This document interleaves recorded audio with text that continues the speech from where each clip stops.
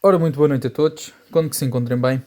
Eu estou a fazer este vídeo porque isto é um tema de suma importância, que é a importância do batismo e no meio da crise que se vive, que a Igreja atravessa, é muito importante falar da importância do batismo, a magnanimidade que o batismo tem e também a importância que os pais devem de dar ao batismo em si e também refletir um bocadinho na questão até eventualmente dos padrinhos, se lá está, da responsabilidade que é, do que também implica, do que é que está em jogo e também o que é que pode estar em causa se não se cumprir devidamente esses papéis. Ou seja, uma pessoa que esteja na dúvida se quer batizar ou não, uma pessoa que acha esta pessoa deve ser meu padrinho ou a minha madrinha, o que é que eu realmente estaria a fazer de bom ao me batizar? O que é que realmente isso faria diferença na minha vida? E eu trago aqui então duas obras,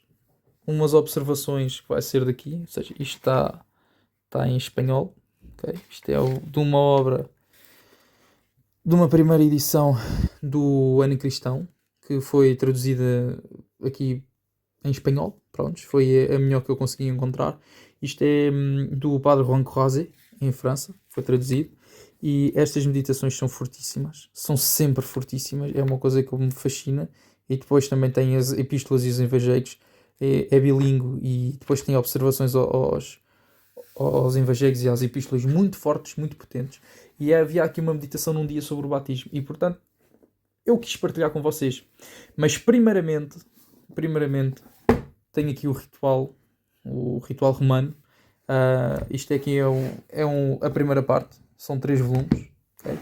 Nesta primeira parte fala sobre os sacramentos, né, as profissões, e fala sobre, por exemplo, nomeadamente, isto também é bilíngue, tem aqui latim e inglês, e tem os diferentes tipos de batismo de adulto, batismo de crianças, tem diferentes pronto, é completo. Não irei estar aqui a ir demasiado fundo, se calhar até posso deixar assim alguns prints ou fazer assim aprofundar um bocadinho. No entanto, eu vou falar literalmente o que está aqui escrito e o que está aqui escrito. Okay? Vou traduzir de certo modo para português e, portanto, aviso já, e tenho de avisar já, que isto é um livro antigo. Aliás, isto é pequeno, eu nem sei pequeno é que isto é. Nem fui ver pequeno é que isto é. Isto é de 1791, salvo erro. É mesmo isso, 1791. Portanto, a maneira como isto foi escrito não é tão fluido quanto a linguagem corrente. Portanto, há algumas partes que vão de ser um bocadinho distintas e eu até tive para saltar as partes que estão escritas em latim. E eu vou tentar ler as partes que estão escritas em latim. Eu não sou romano, portanto eu não sei lá está a falar com aquela pronúncia eloquente do latim. Portanto, não me casquem demasiado pelo meu latim não ser perfeito, porque não é, de todo que não é. E portanto, eu fiz o melhor que pude. Dei o melhor que pude, porque considero que é mesmo pertinente e mesmo importante o conteúdo destas meditações do Padre Ronco Rosé em relação ao batismo.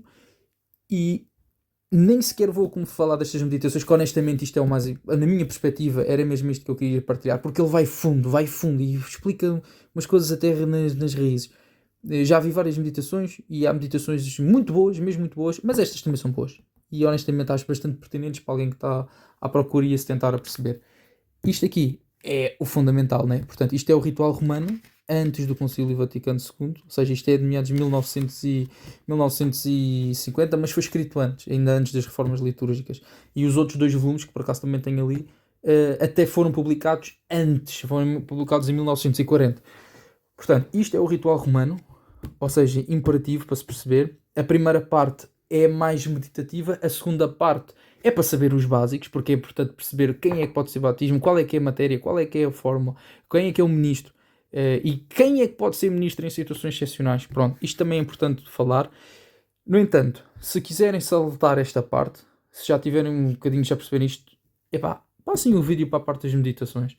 No entanto, ou então, o mais sensato até na verdade seria ouvir as meditações disto, saltar a burocracia, quase que parece legislação de direito, e depois, outra vez as meditações aqui, E acho que é super pertinente para alguém que se esteja a aprofundar na fé e para alguém que queira perceber realmente as raízes e o que é que realmente é o batismo e a profundidade que tem. Porque infelizmente na crise que se vive hoje em dia é, é delicado. É delicado. É mesmo um assunto delicado e infelizmente há muitos. E nem vou falar de abusos litúrgicos, mas pá, nem vou falar disso. Honestamente, eh, espero conseguir contribuir para um melhor entendimento do que é que realmente é o batismo, do porquê da importância do batismo, certas condições imperativas e no meio do alarido do mundo e das distrações do mundo, não percamos o norte da bússola da salvação da nossa alma. Que muito francamente, hoje em dia, não é nada fácil. Sem mais demoras, então vamos aqui ao ritual. Se o grão de trigo não cair na terra e morrer, fica só. Mas se morrer, dá muito fruto. Pelo mistério pascal da morte e ressurreição, Cristo pôs fim à condenação merecida à morte eterna e universal trazida por Adão sobre a sua descendência e, simultaneamente, ressuscitou para uma nova vida a sua própria posteridade, herdeiros segundo a promessa. Pelo sacramento pascal do batismo, a nossa própria morte e ressurreição com Cristo são significadas e realizadas no mistério sacramental. Pelo batismo pascal do batismo, a nossa própria morte e ressurreição com Cristo são significadas e efetuadas no mistério sacramental. Nascemos de novo no batismo pela água e pelo Espírito Santo. Consciente desta verdade, a Igreja sempre considerou a Páscoa e o Pentecostes como o momento ideal para ilustrá-la, bem como para a concretizar.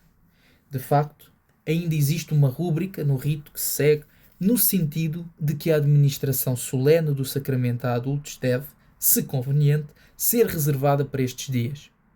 Pois na Páscoa, a fonte de água viva, recém-consagrada, torna-se o túmulo no qual a alma desce na morte e sepultamento com Cristo, para a ressuscitar através dele e com ele para a nova vida de filhos de Deus. E no Pentecostes, o batismo de fogo que desce sobre os apóstolos representa o sacramento do batismo, bem como o seu complemento, a confirmação. Selando a alma com a marca do Espírito Santo e enchendo-a com uma infusão da sua vida divina. Não sabeis que todos nós, que somos batizados em Cristo Jesus, somos batizados na sua morte? Pois somos sepultados com ele pelo batismo na morte, para que, assim como Cristo ressuscitou dos mortos pela glória do Pai, também nós possamos ressuscitar em novidade de vida. Pois, se fomos plantados juntamente com ele na semelhança da sua morte, também seremos na semelhança da sua ressurreição. Enterrados com ele no batismo, em quem também ressuscitastes pela fé na operação de Deus, que o ressuscitou dentre os mortos. Repetidamente no Evangelho, Nosso Senhor reitera a necessidade de morrer em sentido moral, de perder a vida para recuperá-la. Mas aqui São Paulo fala do batismo como uma morte mística ou sacramental do velho homem através da participação na morte de Cristo, a fim de nos tornarmos uma nova criação através de uma participação sacramental semelhante na sua ressurreição. E faço aqui um parênteses. As meditações do Padre Juan Crozet sobre esta vertente estão lá. É ótimo. Portanto, vale mesmo muito a pena ouvir essa parte das meditações sobre este tópico. Fim de parênteses. Esta concepção paulina, em toda a sua profundidade, é verdadeiramente fundamental para uma compreensão digna da essência do batismo.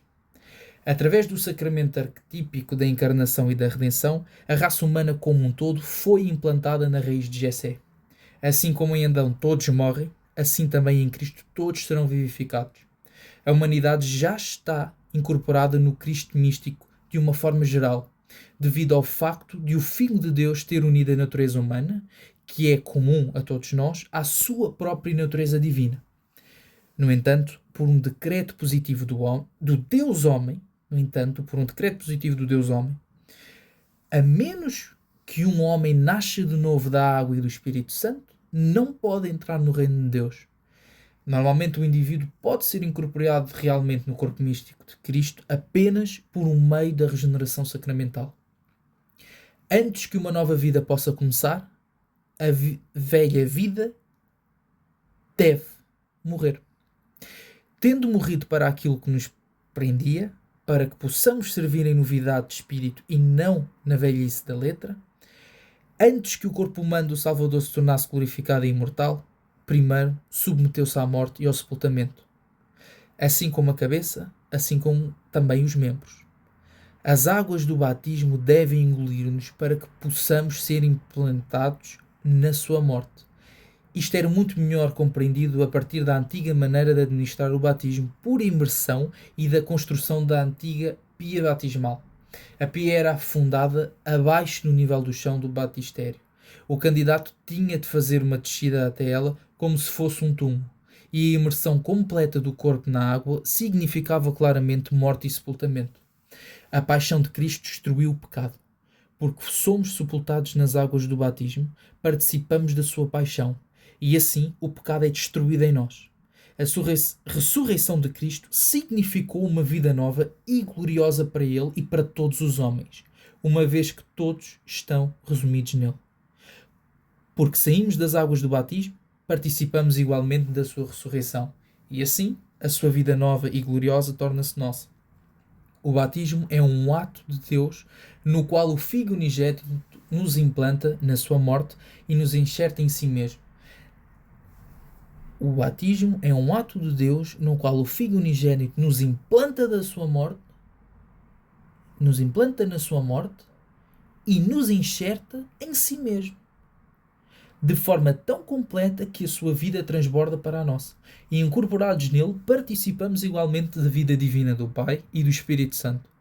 Somos batizados no Deus Trino, eu em vós e vós em mim, e iremos a Ele e faremos a nossa morada com Ele.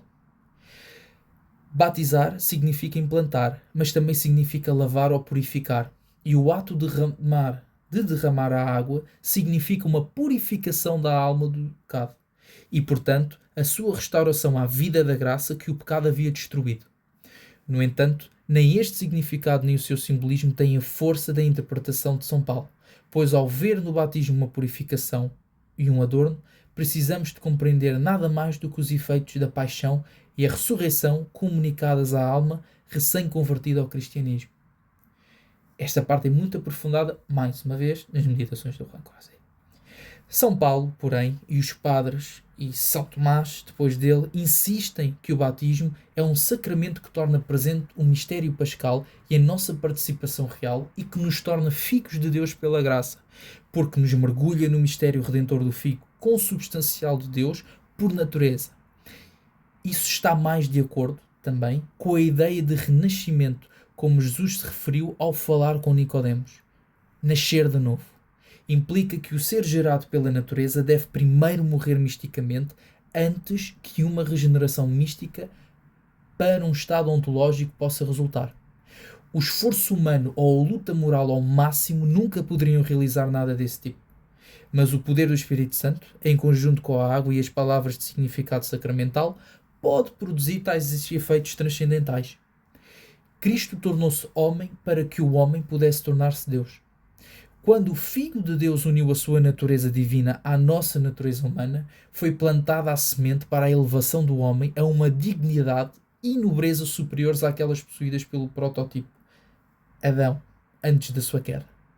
A consagração de Adão a Deus na concessão da graça santificante era algo totalmente extrínseco. Não havia nada na sua própria natureza que lhe desse um direito a isso. Ele era, no máximo, um filho adotivo de Deus e a vida sobrenatural que lhe foi concedida extrinsecamente não podia ser transmitida por ele à sua posteridade. Mas, nos casos dos batizados, é bastante inadequado falar que eles se tenham tornado filhos adotivos de Deus. O vínculo fraternal contraído pela incorporação em Cristo, fazendo-nos ser seus irmãos pela graça, além do que já somos por natureza, dá-nos o direito de chamar Deus de nosso Pai e de nos considerarmos seus filhos de facto. Que ideia terrivelmente exaltada! No entanto, nada menos do que isso está implícito no nosso ser incorporado pela na pessoa divina de Cristo. Santo Agostinho compreendeu isso tão bem que, para ele, Cristo e os batizados constituem o Cristo total. E expressões de outros padres poderiam ser citadas em grande número, mostrando que eles tinham a mesma convicção sublime. É bom para nós, quando nos nossos dias a redução dos conceitos sacramentais está na ordem do dia, sermos surpreendidos por uma sensibilidade mais plena pela linguagem decisiva. Se aceitarmos a sua sabedoria, tal como eles aceitaram literalmente o pensamento inspirado de São Paulo, o batismo e os outros sacramentos, aliás, deixará de ser considerado como uma espécie de purificação e santificação do momento presente. Em vez disso, será apreciado em todo o seu poder e esplendor como o mistério de Cristo, que associa o sujeito à encarnação e à redenção, transformando-o e glorificando-o na corrente da vida divina, na qual ele entrou como um novo membro do grande sacramento. Cristo e a sua Igreja. Como o rito externo do batismo está pronto para demonstrar, o batismo implanta a pessoa na morte e ressurreição de Cristo e assim efetua a incorporação à água e invocação trinitária, enche-a com o Espírito Santo e unge-a e consagra-a para a participação no sacerdócio de Cristo. Unção com o Crisma. Envolve-a na glória e imortalidade de Cristo, vestindo-a com uma vestimenta branca. Planta a semente da transfiguração e iluminação eternas, apresentando uma vela acesa. Tudo isto é facto objetivo do batismo e obra de Deus. E atenção que isto tem muito mais que se possa dizer, mais um parênteses, nas meditações do Padre Juan Cláudio. É mesmo de abismar. Continuando. Antes que a ação de Deus possa ocorrer, porém, a Igreja, como esposa de Cristo, deve concordar com a obra divina e o candidato ao batismo deve estar predisposto como argila razoável e disposta a ser moldada pela mão de Cristo e da sua Igreja. Um novo comungante no corpo dos fiéis. Mencionámos acima, na introdução aos sacramentos, que a disposição da fé e da vontade são fornecidas pela Igreja no caso das crianças. Mas quando se trata de um adulto responsável, a preparação do intelecto e da vontade é um pré-requisito necessário. O que pedes à Igreja? Aliás, o que pedis à Igreja de Deus? A fé. Queres ser batizado? Quero. Para compreender o rito da administração do batismo, é preciso estar consciente que o rito, tal como é hoje, é uma composição de orações e cerimónias originalmente realizadas em etapas sucessivas ao longo de um longo período de tempo. O primeiro contacto com Jesus Cristo é psicológico, pela fé. E a fé deve inevitavelmente conduzir ao sacramento prescrito para a completa assimilação. Quem crer e for batizado será salvo. Vem de ouvir. Porque Moisés disse: o Senhor, vosso Deus, vos suscitará dentre os vossos irmãos o Senhor, vosso Deus, vos suscitará dentre os vossos irmãos um profeta como eu. A ele ouvireis em todas as coisas que vos disser, e toda a alma que não ouvir aquele profeta será destruída do meio do povo. E é a Igreja que é facultada e encarregada pelo seu profeta de revelar aos homens a narração do Evangelho, a revelação perfeita do Todo-Poderoso por meio da encarnação, com as consequentes obrigações que nos são impostas. A obra da salvação é, do início ao fim, obra de Deus, que, por um dom amoroso da graça, move a alma a buscá-lo, fornece a graça de chegar aos primórdios da fé e conduz o sujeito aos portais da Santa Madre Igreja para receber dela a fé plena e verdadeira que conduz à vida eterna. No entanto, cabe agora àquele que Deus escolheu aceitar o Evangelho com a sua mente e com o seu coração. Se queres entrar na vida, guarda os meus mandamentos. Amarás a teu Deus com todo o teu coração, com toda a tua alma, com toda a tua mente e com todo o teu ser, e ao teu próximo, como a ti mesmo. Destes dois mandamentos dependem toda a lei e os profetas. A fé exige que adores apenas um Deus na Trindade, e a Trindade na unidade, sem confundir as pessoas nem dividir a substância. Pois o Pai é uma pessoa distinta, assim também o Filho, assim também o Espírito Santo. Mas apenas uma é a substância destes três, e há apenas uma divindade. Pois, embora os sacramentos, como instrumentos de Deus, sejam a sua operação objetiva, eles sempre respeitam a dignidade do sujeito como pessoa e a sua responsabilidade pessoal no arrependimento do pecado para abraçar os mandamentos e os sacramentos. Então, somente depois que ele dá o seu consentimento de fé e se volta lá está, ou seja, isso, como é que é de traduzir isto? Então, somente depois que ele dá o seu consentimento de fé e se volta, dá o propriamente que eles se elevam à união com a divindade. Pronto. Durante o período da adoração, quando a graça ilumina o intelecto para ver a revelação de Cristo sob uma luz favorável e inclina a vontade a render-se à sua atração. A Igreja permanece ao lado de ambos como mistagoga para explicar o mistério da iniciação cristã e como santificadora para ajudar o candidato, administrando sacramentais eficazes. Juntamente com a sua pregação ou catequese, ela eleva a sua voz em múltiplas súplicas a Deus em favor do seu escolhido. Realiza os seus exorcismos para afastar Satanás com as suas legiões apóstatas. Sinaliza os sentidos corporais com o poder da Santa Cruz. Conserva e nutre com o sal abençoado. Abre os ouvidos para ouvir as boas novas do Evangelho cristão e solta a língua. E não é só para ouvir as boas novas, é para conseguir distinguir a boa palavra das asneiradas. E, mais uma vez, nas meditações do Padre Juan Correia vai falar muito bem sobre isso. Vale mesmo muito a pena. Isto é mesmo só uma introdução. Não transmite... Lá está. Solta a língua para proclamar a sua gloriosa salvação. Transmite força e flexibilidade através da unção com o óleo dos catecúmenos. Seria necessário muito espaço para fazer justiça a estas cerimónias ricamente simbólicas e impressionantes. Completamente verdade. Além disso, elas devem ser consideradas no seu contexto histórico antes que qualquer tentativa de uma exposição adequada possa ser alcançada. No entanto, percebemos nesta referência superficial aos atos preparatórios que precedem a concessão efetiva do batismo, que, mesmo aqui, a obra de Cristo e da sua Igreja é primária. A parte do homem é secundária. Imediatamente após o batismo de um adulto, é o desejo da Igreja que a confirmação lhe seja conferida, desde que esteja presente um bispo que possa fazê-lo legalmente e que a Eucaristia seja oferecida e a Sagrada Comunhão seja recebida pelo neófito. Mas claro que também pode ser... Aliás, acho que em qualquer situação de emergência, qualquer um pode batizar, desde que seja a matéria certa e a forma certa. A troca de vida, Cristo em nós e nós nele, estabelecida através do batismo, é fortalecida e aperfeiçoada pela recepção dos outros sacramentos, sobretudo pela Eucaristia. O batizado é como um recém-nascido de Deus, clamando pela perfeição e da habitação do Espírito Santo com os seus dons, que a confirmação concede em complemento à obra divina já iniciada. Mas o recém-nascido de Deus ainda tem fome de alimento supersubstancial.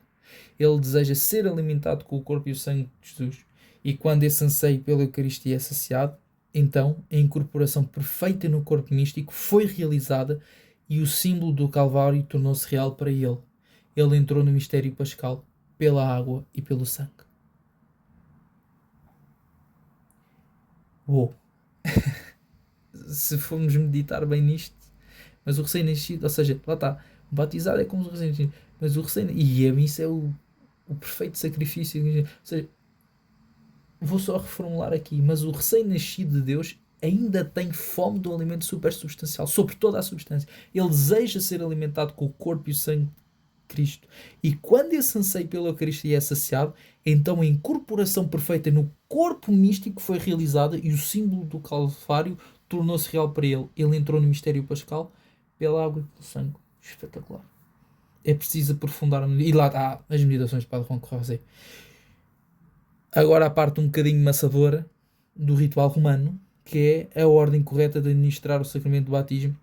E tem aqui algumas observações que se eventualmente serão pertinentes para alguém que se preocupa efetivamente em fazer as coisas direitinhas, de acordo com a tradição católica. Antes desta crise que estamos a ultrapassar. O santo batismo, porta de entrada para a religião cristã e para a vida eterna, ocupando o primeiro lugar entre os sacramentos instituídos por Cristo para a nova aliança, é necessário para a salvação de todos, seja em ato ou em desejo. Isto é importante. Conforme testemunhado pela verdade divina, mesmo nestas palavras. A menos que um homem nasça de novo da água e do Espírito Santo, não pode entrar no reino de Deus. Portanto, deve-se ter o maior cuidado para que seja administrado e recebido de forma correta e oportuna. Na administração deste sacramento, certos requisitos são absolutamente necessários pela lei divina, tais como a matéria, a forma e o ministro. Outros dizem respeito à sua solenidade, tais como os ritos e cerimónias aceitos e aprovados pela tradição antiga e apostólica. No entanto, mesmo estes não podem ser omitidos, exceto em casos de necessidade. Em relação a tudo isto, em certos pontos sejam observados desde o início, para que a função realizada possa ser realizada com exatidão e devoção. Ora bem, quando o batismo é administrado com todos os ritos e cerimónias prescritos neste ritual, é chamado solene. Caso contrário, é não solene ou privado. A matéria para o batismo, em primeiro lugar, o pastor compreenderá que, uma vez que a matéria para este sacramento é água natural, real, nenhum outro líquido pode ser usado. A água para o batismo solene é aquela que foi abençoada na vigília anterior à Páscoa ou Pentecostes e cuidadosamente preservada em uma pia limpa para mantê-la pura e imaculada. Se for necessário abençoar nova água batismal, a antiga deve ser derramada no sacrário da sacristia ou, de preferência, no sacrário do batistério. Se a água batismal tiver diminuído a ponto de se prever que não será suficiente, pode-se adicionar água não abençoada, mesmo repetidamente, mas em quantidade menor do que a água abençoada, cada vez que isso for feito. Se ela ficar contaminada, vazar ou estiver de alguma forma deficiente, o parco providenciará para que a pia seja completamente limpa e reabastecida com água fresca e procederá à sua bênção de acordo com a forma indicada abaixo. Se a água batismal, pronto, é preciso ter aqui um bocadinho de atenção. Se a água congelar, deve ser descongelada. Mas se estiver parcialmente congelada ou muito fria, uma quantidade menor de água morna, não abençoada, pode ser misturada com um pouco de água batismal num recipiente especial e essa mistura morna usada no batismo, evitando assim ferir a criança. A fórmula do batismo. A fórmula do batismo é a seguinte: Ego te baptizo em nome de Pátria, Filho e Espírito Santo. Ou seja, eu te batizo em nome do Pai, do Filho e do Espírito Santo. E é absolutamente essencial. Em nenhuma circunstância pode ser alterada e estas palavras devem ser pronunciadas simultaneamente com o derramamento da água. Um sacerdote do rito latino deve sempre usar a fórmula latina, uma vez que o batismo nunca pode ser repetido se alguém for batizado condicionalmente. A condição é expressa nestas palavras: Si non es baptizatus, ego te baptizo em nome Patria, etc. Se não foste batizado, eu te batizo em nome do Pai, do Filho. Ou seja, esta forma condicional não deve ser escolhida levianamente ou sem consideração, mas a decisão deve ser tomada com prudência e apenas num caso em que, após uma investigação cuidadosa, existe uma dúvida razoável quanto ao facto de o sacramento do batismo ter sido verdadeira ou validamente administrado. Embora o batismo possa ser validamente administrado por derramamento de água ou por imersão ou por aspersão, deve-se, no entanto, aderir ao primeiro método ou ao segundo, ou à forma mista dentro destes dois, conforme for a prática mais comum e em harmonia com o costume do rito particular. A água deve ser derramada sobre a cabeça com uma tripla ablusão. A cabeça deve ser imersa 3 vezes, ou a cabeça deve ser imersa 3 vezes, cada vez em forma de cruz, pronunciando as palavras simultaneamente. A mesma pessoa deve derramar a água e pronunciar as palavras. Se o batismo for realizado por infusão, deve-se tomar cuidado para que a água, ou seja, isto aqui é preciso perceber que pode ser por imersão ou expressão, conforme ali o rito, ali no meio daquela coisa. Mas tem de ser derramado com uma tripla ablusão. Pronto, pelo sacerdote. Pronto. Se o batismo for realizado por infusão, deve-se tomar cuidado para que a água não caia de volta da pia batismal a partir da cabeça da criança. Ela deve cair no sacrário do batistério ou numa bacia especial fornecida para esse fim. E, neste último caso, essa água será esvaziada posteriormente no sacrário do batistério ou da igreja. Um sacerdote é o ministro ordinário do batismo solene. mas a sua administração é reservada ao parco ou outro sacerdote que tenha permissão do parco ou do ordinário local. Mesmo quem viaja deve receber o batismo solene do seu próprio parco e na sua própria paróquia, se não houver dificuldade devido a atrasos ou inconvenientes. Caso contrário, qualquer parco dentro do seu próprio território pode confirmar o batismo solene de um viajante. Pronto, estas partes são mais burocracias, pronto, já às vezes é importante referir isto ou a partilhar mais por curiosidade. Passem para a frente às meditações. Pronto. Eu honestamente acho que passaria. Nesta fase passaria. No entanto, quem tiver a perceber isto a pormenor, continua a ouvir. Numa diocese ou território onde não tenham sido estabelecidas paróquias ou quase paróquias, a questão do saber qual é o sacerdote, o ordinário, tem direito de batizar em todo o território ou em parte dele. Deve ser decidido a partir de estatutos específicos e costumes aceitos. O diácono é o ministro extraordinário do batismo. Ele não pode, no entanto, usar o seu poder sem o consentimento do ordinário ou do parco, sendo tal permissão concedida por justa causa e legalmente presumida quando a necessidade do existir. Pode ser administrado em perigo de morte. O batismo não solene pode ser administrado por qualquer pessoa, desde que use a forma e a matéria adequadas e tenha a intenção correta. Se possível, 2 testemunhas, ou pelo menos uma, devem estar presentes para que o batismo possa ser comprovado. Um sacerdote, se disponível, deve ser preferido a um diácono a um subdiácono, um clérigo a um leigo, um homem a uma mulher, a menos que por uma questão de modéstia seja mais adequado que a mulher batize em vez do homem, ou porque a mulher possa conhecer melhor a forma e o método do que o homem. Ou o pai ou a mãe não estão autorizados a batizar o seu filho, exceto quando em perigo de morte e não houver mais ninguém que possa batizar. Deve ser preocupação do padre que os fiéis, particularmente parteiras, médicos e cirurgiões, estejam cuidadosamente instruídos sobre a maneira correta de batizar em caso de necessidade. Pormenor interessantíssimo. Deve ser preocupação do padre que os fiéis, particularmente parteiras, médicos e cirurgiões, estejam cuidadosamente instruídos sobre a maneira correta de batizar em caso de necessidade. O batismo de adultos deve ser encaminhado ao ordinário local, se conveniente, para que ele próprio, se assim desejar, ou outro delegado por ele, possa administrá-lo com maior solenidade. No batismo das crianças, no que diz respeito ao batismo, são classificados como crianças ou bebés aqueles que ainda não atingiram o uso da razão e, da mesma forma, os débeis mentais desde a infância, independentemente da sua idade. São considerados adultos todos aqueles que têm o uso da razão para ser admitido ao batismo. Basta que um adulto solicite por sua própria vontade. Nenhuma criança deve ser batizada enquanto ainda estiver no útero da mãe, desde que haja uma esperança provável que a possa ser devidamente nascida e depois batizada. Se apenas a cabeça da criança tiver saído ou houver perigo de morte, ela deve ser batizada na cabeça, pois se depois nascer e viver, o batismo não pode ser repetido condicionalmente. Se outro membro do corpo aparecer ou houver perigo de morte, o batismo deve ser conferido condicionalmente a esse membro. Se a criança vier após o nascimento, deve ser rebatizada condicionalmente. Se a mãe morrer durante o parto, o feto deve ser extraído por aqueles que são obrigados a fazê-lo por sua profissão, e se houver certeza de que ele está vivo, deve ser batizado de forma absoluta. Caso contrário, condicionalmente. Um feto batizado, enquanto ainda está no útero da mãe, deve ser rebatizado condicionalmente após o batismo.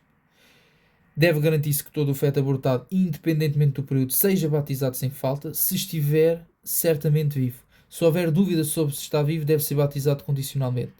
Um feto monstruoso ou anormal deve, em todos os casos, ser batizado pelo menos com as seguintes condições expressas. Se tu és homem, agora te batismo.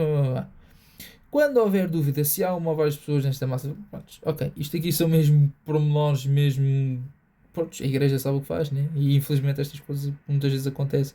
Uma criança de pais infiéis pode ser batizada legalmente, mesmo que os pais se oponham, desde que a sua vida esteja em tal perigo que se possa razoavelmente prever que ela morrerá antes de atingir o uso da razão. Fora de caso do perigo de morte, pode ser legalmente batizado, desde que a sua educação católica seja garantida, como nos dois casos seguintes. Se os pais ou os tutores, pelo menos um deles, consentirem, se os pais ou seja, a mãe ou os tutores não existirem, ou se tiverem perdido o direito sobre a criança ou forem incapazes de o exercer. Pronto. Isto tem aqui muitas vezes. As crianças batizadas devem ser batizadas no rito dos pais. Se um pai pertencer ao rito latino e outro ao rito oriental, a criança deve ser batizada no rito do pai, a menos que alguma lei especial disponha de certa forma. Se apenas. Pronto, isto são outros pormenores. Acho que honestamente o mais importante é perceber a questão da matéria e da forma e quem é que o pode fazer. Pronto. E também existe aqui as situações do batismo poder ser condicionalmente, mas tem de haver aqui algumas condições. E esta parte dos padrinhos também é importante. Para agir validamente como padrinho é necessário que a pessoa seja batizada, tenha atingido o uso da razão e tenha intenção de agir nessa qualidade, que não pertença a uma seita herética ou cismática, não seja excomungada por sentença condenatória ou declaratória, nem legalmente infame, impedida de atos legais, nem clérigo deposto ou degradado, não seja pai ou mãe ou cônjuge do batizado, que seja escolhido pelo batizado ou pelos pais tutores, ou, se estes faltarem, pelo ministro, que durante o ato do batismo o padrinho ou seu representante segure ou toque fisicamente o batizado, ou imediatamente o retire da água, ou pegue nos braços da pia batismal ou das mãos do ministro. Para agir legalmente como padrinho é necessário. Ok, isto é importante perceber-se de facto.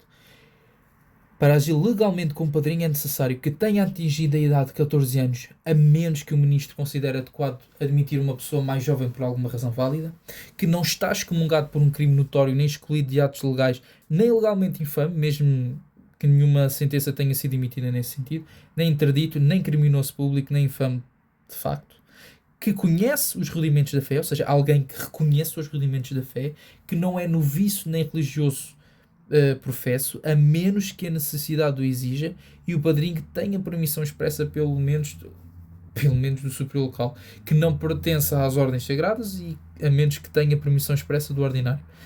Em caso de dúvida se uma pessoa pode ser validamente ou legalmente autorizada a agir como padrinho, o pároco deve consultar o ordinário se o tempo o permitir. Mas há condições para ser padrinho e é importante perceber isto. É mesmo importante perceber isto. É dever dos padrinhos, em razão da sua posição, considerar sempre o seu afilhado como uma responsabilidade pessoal e em tudo o que diz respeito à sua educação cristã, velar fielmente por ele, para que em toda a sua vida ele se mostre fiel às promessas que eles uma vez solenemente fizeram por ele. E lá está. As crianças devem ser, o momento local, as crianças devem ser batizadas o mais rapidamente possível e os pastores e os padres e outros sacerdotes, ao pregar, devem frequentemente alertar os fiéis sobre a sua séria obrigação a esse respeito. O batismo privado, quando a necessidade o exigir, pode ser conferido a qualquer hora em qualquer lugar. O batismo solene também pode ser administrado em qualquer dia, em harmonia com a disciplina eclesiástica, pronto, não sei quanto. Mas isto é muito importante, perceber-se que para ser padrinho há certas condições, né? Tem de ser obviamente alguém católico, né? Conhecer a fé, viver a fé, senão só por aí já é uma certa asneira. E a forma do batismo é importantíssima, a forma, a matéria, né? Não se pode batizar com Coca-Cola. Não, são coisas que, e a forma que se diz, e perceber que até numa situação de emergência qualquer um pode batizar, seja homem, mulher, o que for, desde que seja a forma, a matéria certa, numa situação mesmo de emergência, é lícito e válido. Pronto. Nem que seja sob condição. E aliás, até era o mais acertado. Mas pronto. E isto agora tem aqui muitas burocracias. Até sobre a parte da pia batismal, como é que a pia batismal deve estar. Mas não irei alongar demasiado isto, que é para não divergir demasiado. Mas até fala sobre a questão aqui do sal, né? Por exemplo, na admissão possível que seja os óleos sagrados sejam buscados por ele mesmo, não sei o que, um leigo. O sal deve ser colocado na boca do candidato ao batismo, deve ser abençoado com a sua forma especial, conforme designado. Posteriormente, até inclusive no ritual batismo, o sal assim abençoado também não deve ser usado na benção da água, deve ser primeiro reduzido a grânulos finos e mantido. Ou seja, isto aqui já são as outras burocracias. O mais importante é perceber realmente a parte do batismo em si e as condições até para batismos e tudo. Vou então agora prosseguir para as meditações do padre Juan Crozet, que são potentes, são interessantes. São interessantes. Já vi outras muito boas, mas estas são boas, são sólidas. Muito sólidas mesmo. São Paulo escreve aos Romanos a respeito da nova vida dos batizados, os quais, tendo morrido para o pecado por meio do batismo, devem ter muito cuidado para não deixá-lo reviver jamais. Qui cum baptizati sumus in Christo Iesu, in morte ipsius baptizati sumus. Qualquer um de nós que tenha sido batizado em Cristo Jesus foi batizado na sua morte. Sendo batizados em Jesus Cristo, fomos batizados na sua morte. Isto significa que somente pelo sangue de Jesus Cristo e pelos méritos da sua morte fomos lavados e purificados da mancha do pecado, e que o batismo não só tem toda a sua eficácia na morte de Jesus Cristo, mas também é símbolo e figura dela. Pelo batismo representamos a morte e o sepultamento de Jesus Cristo. Por consequente, devemos estar verdadeiramente mortos ao pecado, para não vivermos mais senão uma vida nova, à semelhança de Jesus Cristo ressuscitado. Consepulti enim sumus con illo, per baptismo in consepulti enim sumus con illo, per baptismo in mortem. Continua o Santo Apóstolo. Ut quomodo Christus surrexia mortuis per gloriam Patris, ita et nos in novitate vitae ambulemos. Assim como pelo batismo fomos sepultados com ele para morrer, desta forma ressuscitaremos e saímos desta espécie de sepultura, para glorificar a Deus o resto dos nossos dias, pela santidade de uma nova vida. Quomodo Christus surrexit a mortuis per gloriam Patris, ita e nos in novitate vitae ambulemos. São Paulo alude aqui à imersão nas águas do batismo, que é figura da morte e do sepultamento do Salvador. O batismo que hoje se dá por aspersão era dado na igreja primitiva, mergulhando todo o corpo na água, de modo que o batizado era sepultado na água, como Jesus Cristo foi no sepulcro após a sua morte. Esta imersão de todo o corpo representa, de uma maneira mais sensível, o sepultamento do corpo do Salvador. Assim, como o Salvador não saiu glorioso do sepulcro, senão para viver uma vida totalmente espiritual, impassível, imortal, gloriosa, da mesma forma não se deve sair deste lavar salutar, desta espécie de sepulcro no qual fomos sepultados pela imersão do batismo, não se deve, digo eu, sair dele, a não ser para se ter uma vida pura, inocente, resplandecente em virtudes, uma vida em tudo contrária ao espírito e às máximas do mundo. Finalmente, uma vida cristã animada pelo Espírito de Jesus Cristo. Se fomos sepultados com ele na semelhança da sua morte, também seremos ressuscitados com ele. São Paulo faz aqui uma segunda comparação, que explica ainda mais o sentido da primeira.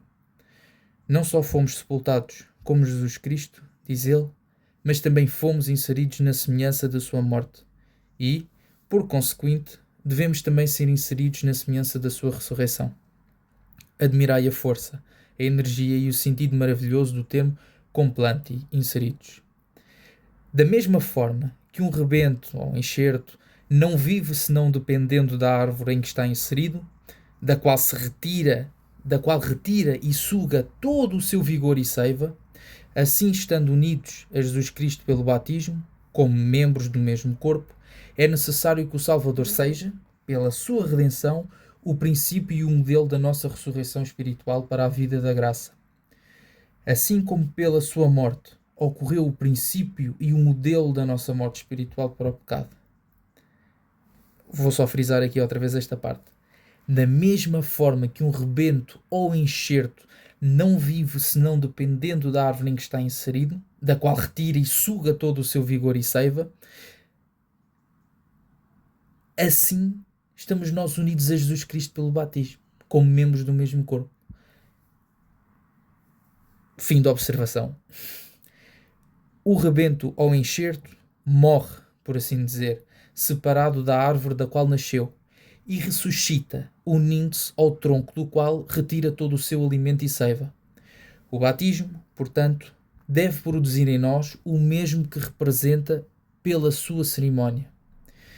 Isto é, assim como a cerimónia do batismo representa a morte, o sepultamento e a ressurreição gloriosa de Jesus Cristo, o que se encontra admiravelmente no seu enxerto, pois o rebento morre, separando-se do seu tronco, é sepultado, fechando-se no novo tronco, e ressuscita quando, unida à nova árvore, brotam folhas, flores e frutos. Desta forma, é necessário que, pelo batismo, participemos destes três mistérios. Seja por imersão ou por aspersão, é sempre preciso que não apenas morramos para a vida de pecado que recebemos de Adão, que Cristo destruiu na cruz com a sua morte, é necessário que também sejamos sepultados como Jesus Cristo foi após a sua morte. Isto é, que sejamos tão insensíveis a todos os atrativos do pecado, como um corpo num sepulcro é a todos os atrativos dos prazeres da vida. E assim, como pela ressurreição Jesus Cristo voltou a ter uma nova vida impassível, gloriosa e imortal, da mesma forma, a nova vida da graça que recebemos pelo batismo deve estar isenta de fraquezas, de recaídas e da morte espiritual da alma que causa o pecado. Isto é o que o Santo Apóstolo prova alegoricamente em todo o restante desta epístola. O homem velho, diz São Paulo, foi crucificado com Jesus Cristo. Este homem velho é o homem tal como nasceu de Adão, com o pecado e os hábitos viciosos que o inclinam e arrastam para o pecado. Este homem velho foi crucificado com Jesus Cristo. Isto é, Jesus Cristo, pela sua morte na cruz, tendo satisfeito plenamente a justiça de Deus Pai, destruiu e, por assim dizer, matou o pecado, de modo que o pecador, pela aplicação que lhe é feita no batismo dos méritos da morte do Salvador, recebe a remissão dos seus pecados e, de certa forma, transforma-se num novo homem pela infusão da graça santificante.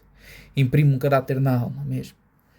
Graça pela qual deixa de ser escravo do demónio e torna-se filho de Deus. De pecador, torna-se justo. De filho da ira, filho amado, com direito à herança. Si filii e herades, herdeiro de Deus e co-herdeiro do próprio Jesus Cristo. Isto é o que São Paulo entende quando diz que pelo batismo, isto é, pela aplicação que nos é feita dos méritos da morte de Jesus Cristo neste sacramento, o corpo do pecado é destruído, embora isto deva ser entendido especialmente do pecado original, que é como o tronco e a raiz de todos os outros, e ao qual o Santo Apóstolo chama de corpo do pecado. Assim como a morte natural nos isenta e descarrega de toda a servidão e de toda a obrigação civil, pois um morto já não é escravo, da mesma forma, diz São Paulo, a morte espiritual deve isentar-nos e libertar-nos de toda a sujeição e servidão no que diz respeito ao pecado. Vós morrestes para o pecado pelo batismo, e assim não deveis mais ser escravos do pecado. São Paulo, continuando a mesma comparação da nossa morte espiritual ao pecado com a morte e sepultamento de Jesus Cristo e a nossa ressurreição espiritual à vida da graça com a gloriosa ressurreição do Salvador do mundo, exorta a todos os fiéis a nunca perderem esta nova vida. Scientes quod Christus resurgens es mortuis jam non moritur, mors illi ultra non deminabitur.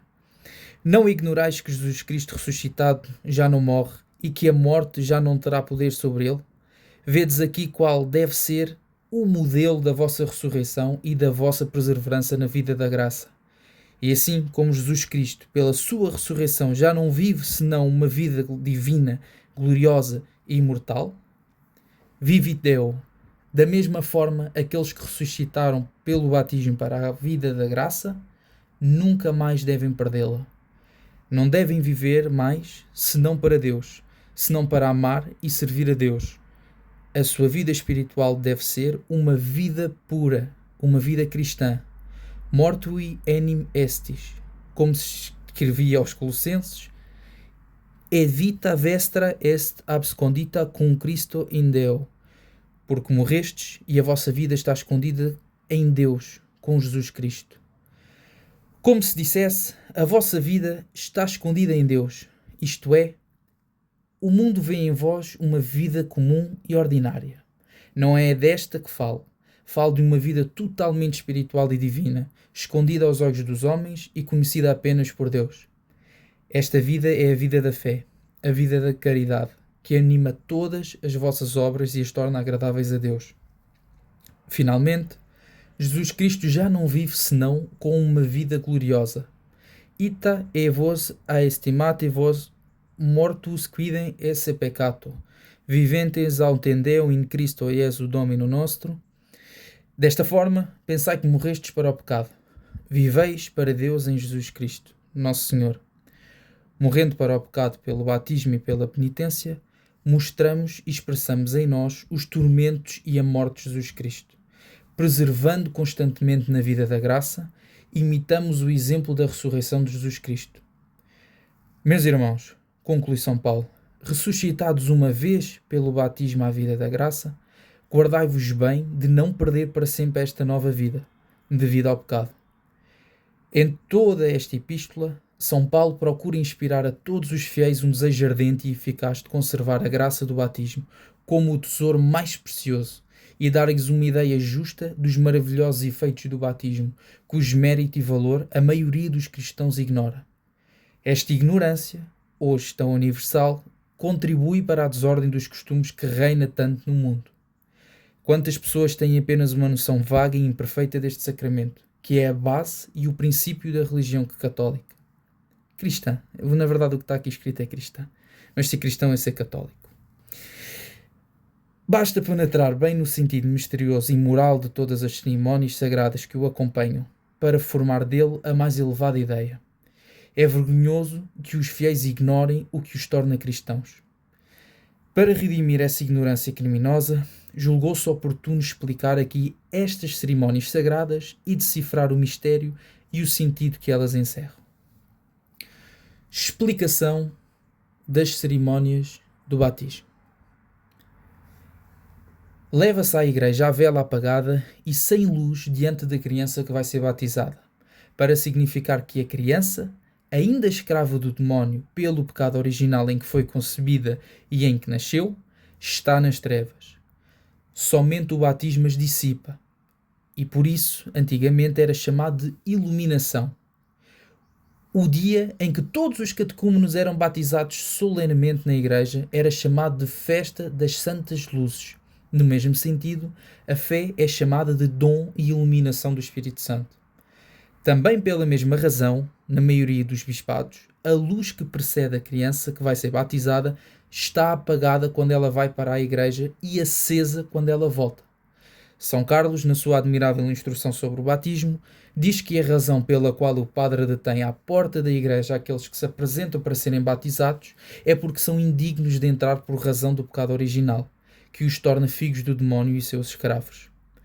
O lugar santo não se admite senão a fiéis. A casa de Deus não está aberta senão aos seus filhos. É dado um padrinho e uma madrinha àqueles que devem ser batizados, para que apresentem à igreja aquele que deve ser batizado, para que digam o nome, sejam testemunhas do batismo, para que respondam em seu nome à igreja, digam os seus pais e sejam como seus fiadores de que se cumprirá as promessas que fazem por ele. E, finalmente, para que na ausência dos pais cuidem dele, o instruam nos pontos necessários da religião e zelem pela sua conduta. Por esta razão, os concílios, e singularmente o primeiro de Milão, ordenam que os padrinhos e madrinhas sejam pessoas de bem e bons católicos, e proíbem que o pai e a mãe do batizado sejam seus padrinhos ou madrinhas, não só por razão de aliança e parentesco espiritual, que os padrinhos e madrinhas contraem com a pessoa que têm na fonte batismal, e o seu pai e a sua mãe, mas também porque, sendo o batismo um nascimento espiritual da pessoa que é renascida, a Igreja quer que esta tenha, digamos assim, uma mãe espiritual e um pai também espiritual, a quem a criança tenha respeito e obediência. É surpreendente que, tendo os padrinhos e as madrinhas obrigações tão importantes, vivam hoje em dia com tanta negligência que a maioria as ignora. Que conta não terão de prestar a Deus por uma negligência tão irreligiosa? Em França, antigamente, nomeavam 2 padrinhos para um menino e 2 madrinhas para uma menina. Mas hoje em dia, o costume universal da Igreja é que haja apenas uma madrinha e um padrinho. Em Espanha, o normal é haver um padrinho sem madrinha para o menino e a madrinha sem padrinho para a menina, embora às vezes haja mais. É preciso ter noção que isto foi traduzido em Espanha, por isso é que fizeram aqui esta observação. O padre, tendo-o sabido do padrinho ou da madrinha, diz o nome que se quer dar à criança que vai ser batizada. Pergunta: que pedis à igreja? Qui petis ab ecclesia? A fé, responde o padrinho em nome da criança. Fidem. Deus não quer ao seu serviço pessoas que o sirvam à força. Quer que aqueles que o adota como filhos o tenham como pai.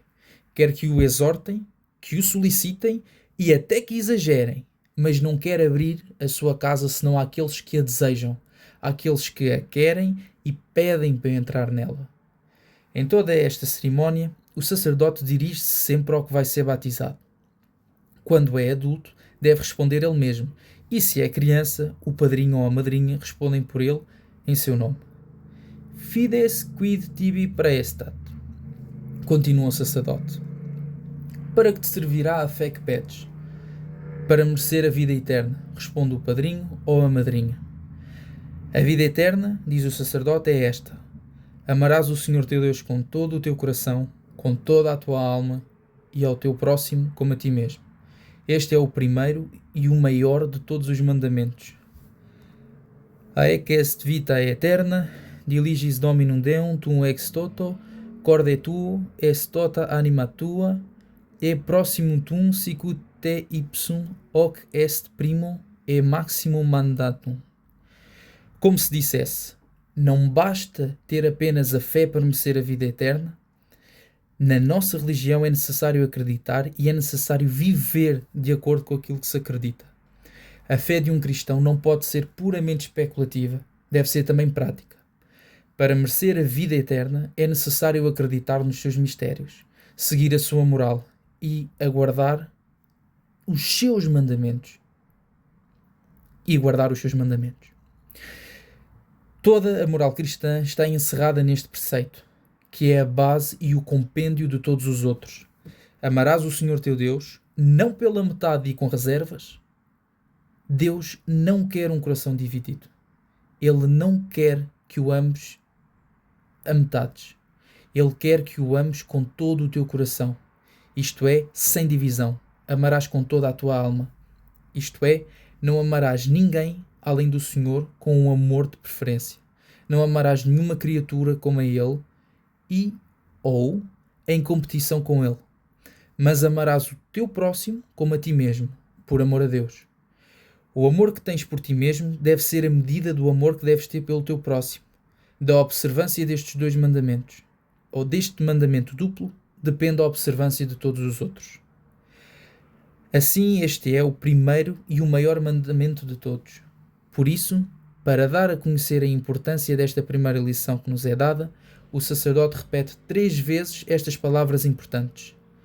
Haec est vita aeterna, diligis Dominum Deum tuum, est toto corde tuo, est tota anima tua, e proximum tuum sicut e ipsum, hoc est primo e maximum mandatum. Em seguida, o sacerdote sopra 3 vezes sobre a criança que vai ser batizada, dizendo cada vez: Exi ab eo, ou ab ea, imunde spiritus, et a locum spiritui sancto paraclítico. Sai desta alma, espírito imundo, e cede o lugar ao Espírito Santo, nosso Consolador, nosso advogado e nosso Mestre.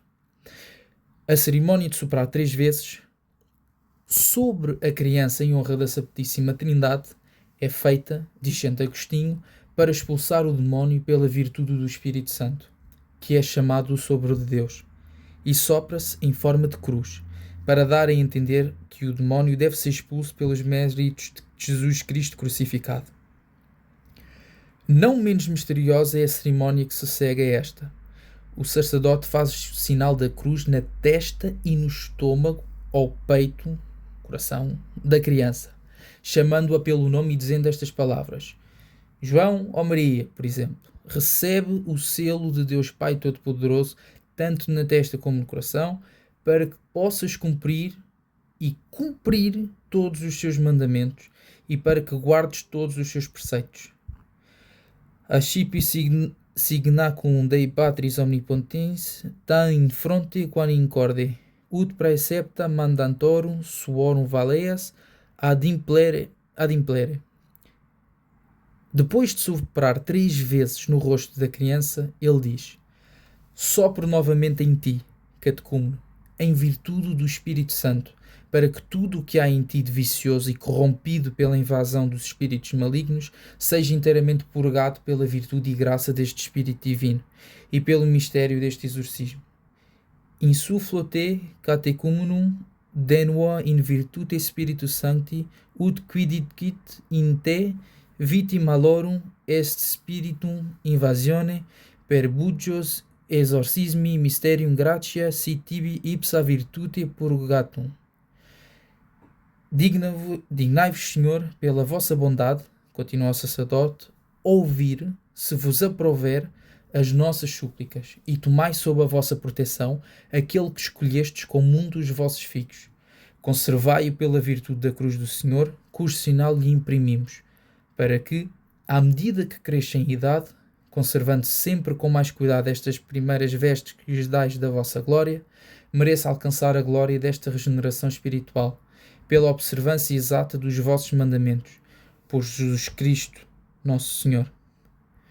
Preces nossas, quae sumus Domino, clementer exaudi, et electum tuum crucis dominica cuius impressione eum signamus, virtute crucis dominica cuius impressione eum signamus, virtute custodi ut magnitudine gloriae tuae rudimenta servans, per custodia mandantorum tuum ad regenerationis gloria prevenire mereatur, per Christum Domino nostrum. E fica. É fácil perceber que o sinal da cruz, que é feito na testa daquele que vai ser batizado, significa que um cristão, longe de se envergonhar da cruz de Jesus Cristo, deve gloriar-se dela e colocar a sua glória nas humilhações e nas aflições para se assemelhar mais a este modelo divino. Envergonhar-se da cruz é envergonhar-se de ser cristão. Faz-se também o sinal da cruz sobre o coração, para lhe ensinar que um cristão deve amar a cruz, deve colocar toda a sua confiança em Jesus Cristo crucificado e que não basta levar a cruz na testa, a cruz deve servir de freio a todas as suas paixões. Também deve moderar os seus prazeres. O amor à cruz deve ser um antídoto do amor próprio. Todos os outros sinais da cruz que o sacerdote faz sobre aquele que vai ser batizado significam que o batismo tem toda a sua virtude e toda a sua força da cruz de Jesus Cristo e dos méritos da sua paixão. É-lhe dado o nome de um santo que, por isso mesmo, se torna o seu protetor particular perante Jesus Cristo e, ao mesmo tempo, deve ser o seu modelo. São feitos sobre os que vão ser batizados muitos exorcismos para espiar ao demónio, sob cujo poder estão pelo pecado original. Dizem São Cipriano, Santo Agostinho e São Gregório de Nacianceno.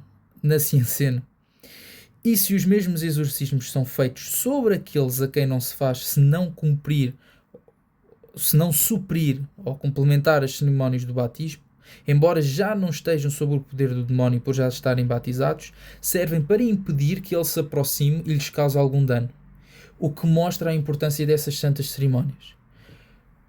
Como nos primeiros séculos da Igreja quase todos os que eram batizados eram adultos, tinha-se muito cuidado em preparar para o batismo as pessoas dotadas de razão que pediam este sacramento, para o qual lhes eram feitas muitas palestras instrutivas. Eram chamados de catequizados ou catecúmenos, por causa dessas instruções. A palavra catecúmeno é uma palavra grega, que significa que a pessoa que é instruída ou catequizada. Havia dois tipos de catecúmenos, a saber, haviam os que eram chamados apenas de ouvintes, chamados de audientes, e os que já estavam suficientemente instruídos, chamados de competentes. Esta parte aqui irei reformular agora porque falhou aqui um bocadinho o meu português. E se os mesmos exorcismos são feitos sobre aqueles a quem não se faz senão suprir ou complementar as cerimónias do batismo, embora já não esteja sob o poder do demónio por já estarem batizados, servem para impedir que ele se aproxime e lhes cause algum dano. Ou seja, é importante fazer aquelas exéquias do batismo, além da parte da aspersão da água. É mesmo importante. O que mostra a importância dessas santas cerimónias. Como nos primeiros séculos da Igreja, quase todos os que eram batizados eram adultos, tinha-se muito cuidado em preparar para o batismo as pessoas dotadas de razão que pediam este sacramento, para o qual lhes eram feitas muitas palestras instrutivas. Eram chamados de catequizados ou catecúmenos, por causa dessas instruções. A palavra catecúmeno é uma palavra grega que significa uma pessoa que é instruída ou catequizada. Havia dois tipos de catecúmenos: os que eram apenas ouvintes, chamados de audientes, e os que estavam suficientemente instruídos, chamados de competentes. Os catecúmenos distinguiam-se não só pelo nome, mas também pelo lugar. Colocavam-se com os penitentes no pórtico, que ficava no extremo oposto ao coro ou ao santuário. Também não lhes era permitido assistir à celebração da Eucaristia. Terminadas as orações e o sermão, um diácono os fazia sair, dizendo: Ite catecumeni missa est. Os catecúmenos já não têm mais nada a fazer. Não se queria que fossem testemunhas dos sagrados mistérios, porque, não estando batizados, nem tendo recebido o Espírito Santo, não eram capazes de compreendê-los. Queria-se conduzi-los a estes gradualmente. Dava-se parte do pão abençoado aos catecúmenos para que tivessem uma espécie de comunhão com os fiéis. Hoje em dia, a Igreja aplica esta palavra às crianças que são levadas para ser batizadas, da mesma forma que aos adultos que pedem para sê-lo e, com exceção da instrução, da qual as crianças são incapazes, as mesmas cerimónias são praticadas com as crianças e com os adultos. Voltemos ao fio condutor das cerimónias do batismo. Após os exorcismos que são feitos sobre aquele que vai ser batizado, o sacerdote coloca um pouco de sal na boca dele, do batizando, dizendo estas palavras: João ou Maria, por exemplo, recebe o sal da sabedoria, que lhe servirá para chegar à vida eterna. Assim seja. Ascipe sal sapientia, quod propiteur tibi in vita eterna. Amém. Jesus Cristo quis que todos os sacramentos fossem sinais sensíveis da graça interior e invisível que produzem na alma daquele que os recebe. E a Igreja, animada pelo Espírito de Jesus Cristo, procurou que todas as cerimónias sagradas que acompanham os sacramentos fossem símbolos sensíveis. O símbolo é um sinal e uma espécie de emblema que, por meio das imagens ou propriedades das coisas naturais, representa e revela alguma moralidade. A principal propriedade do sal é estar isento de corrupção e também preservar os alimentos que são temperados ou salgados com ele. Assim, também serve maravilhosamente para lhes dar sabor e gosto, e por isso é símbolo da sabedoria. O sacerdote, então, coloca sal na boca daquele que vai ser batizado, para significar a verdadeira sabedoria, que é a ciência da salvação, o gosto das coisas do céu, a incorruptibilidade dos costumes que a Igreja pede por eles, que devem ser inseparáveis da vida cristã. Esta é a razão, diz Santo Agostinho, pela qual a Igreja usa o sal nesta cerimónia. Deus dos nossos pais, Deus autor e princípio de toda a verdade, Deus Patrum Nostrorum, Deus Universiae Conditur Veritatis, suplicamos-te humildemente, diz o sacerdote, dignai-vos olhar com os olhos propícios para vosso servo, para que, tendo provado pela primeira vez este misterioso alimento do sal, não permitais que ele sofra por muito tempo a fome do alimento celestial. Ut hoc primum pabulum salis gustantem, non ditius exurire permittas, quominus sibo expleatur celeste.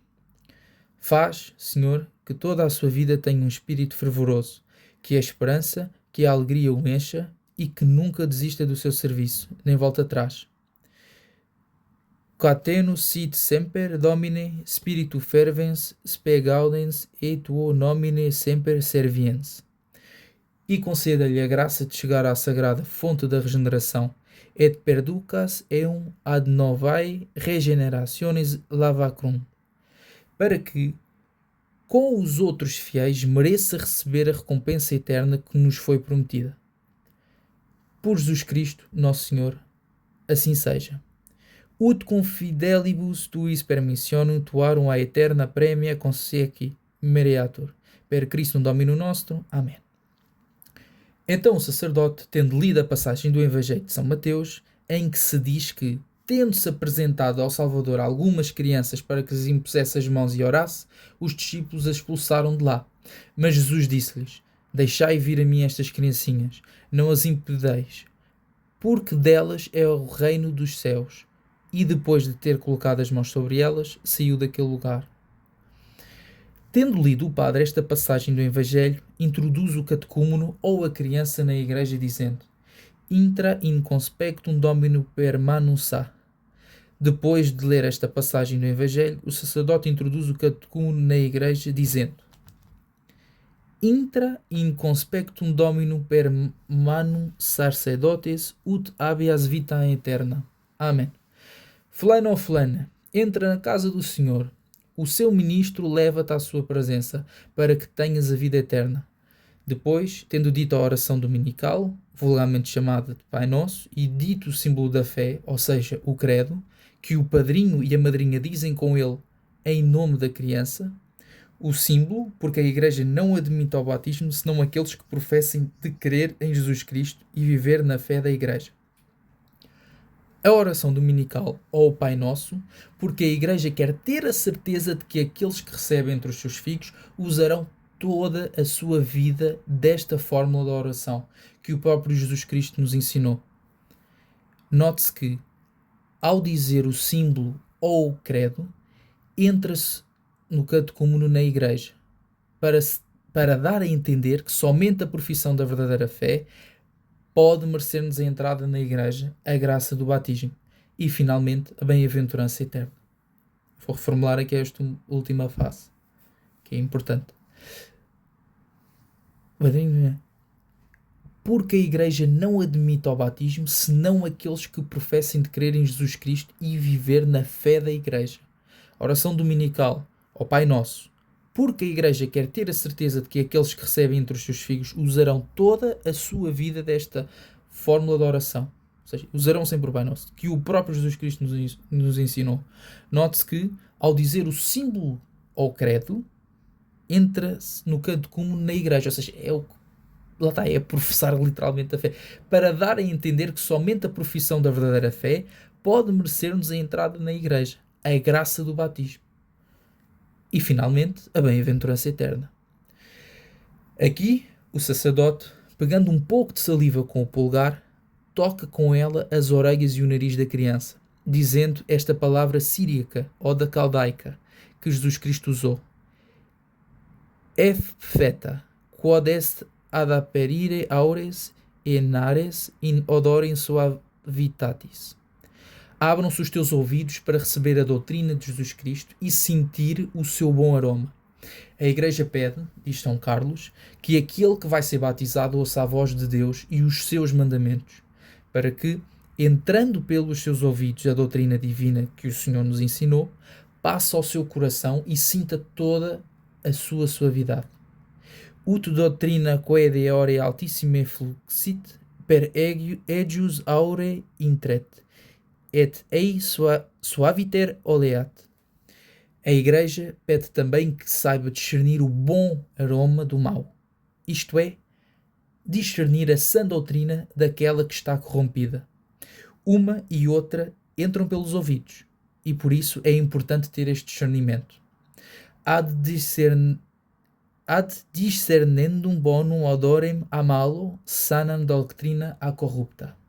Para significar, portanto, esta dupla graça, realiza-se esta cerimónia sagrada sobre o órgão da audição e do olfato. Como pela graça do batismo Deus nos admite ao seu serviço, nos adota como seus filhos e nos dá direito à sua herança. Ele não quer fazer este grande favor, senão... Vou só reformular aqui. Para significar, portanto, esta dupla graça, realiza-se esta cerimónia sagrada sobre o órgão da audição e do olfato. Como pela graça do batismo Deus nos admite ao seu serviço, nos adopta como seus filhos e nos dá direito à sua herança, Ele não quer fazer este grande favor senão com certas condições, tais como renunciar a Satanás, do seu espírito, das suas pombas ou investidas e das suas obras. Que se acredite no mistério adorável da Trindade, na encarnação, na paixão de Jesus Cristo, na sua ressurreição e na Eucaristia. Em suma, tudo o que creia a Igreja Católica Apostólica Romana. O batismo, dizem os padres, é uma obrigação ou contrato recíproco, no qual Deus e o homem se comprometem mutuamente. Renuncias a Satanás? Pergunta o sacerdote à criança, chamando-a pelo nome. Ab renuncia Santana? A criança responde: renuncio, ou seja, professo que, a partir de agora e para sempre, abandono o partido do demónio e que não quero estar nunca ao seu serviço. Abre enúncio. Renuncias às suas obras? Et omnibus operibus eius? Ou seja, a todos os pecados? Abre enúncio. Renuncio. Renuncias às pompas do demónio, isto é, às vaidades, ao espírito, às máximas do demónio? Abre enúncio. Renuncio de todo o coração. Faço esta obrigação solenemente. Faço estas promessas diante de toda a igreja. Como se dissesse, coloco como testemunho o céu e a terra de que em toda a minha vida só quero servir a Jesus Cristo, que quero guardar todos os seus mandamentos, que não quero seguir outras máximas que não as suas. Prometo que o seu evangelho será a única regra de conduta pela qual me guiarei. De toda a minha vida, olharei com horror para o espírito e os princípios do mundo. Submeto-me a acreditar em todos os mistérios que Jesus Cristo nos revelou. Irei reformular agora aqui. Prometo que o seu evangelho será a única regra de conduta pela qual me guiarei. Toda a minha vida olharei com horror para o espírito e os princípios do mundo. Submeto-me a acreditar em todos os mistérios que Jesus Cristo nos revelou. Quero seguir os seus princípios e os seus exemplos. Coloco-me no número dos seus discípulos. Tomo este Senhor como mestre e não quero amar nem servir, daqui em diante, a ninguém além dele. Vejam aqui o que todos os cristãos prometeram e juraram diante dos altares e à vista de toda a igreja. E vejam aqui sobre o que todos serão julgados. Todos os cristãos fizeram uma promessa tão solene, pois como tantas pessoas morrem sem nunca terem pensado nela... Reformulando. Todos os cristãos fizeram uma promessa tão solene, pois como tantas pessoas morrem sem nunca terem pensado nela ou sem nunca a terem ratificado. No entanto, esta obrigação, estas promessas, devem decidir o nosso destino eterno.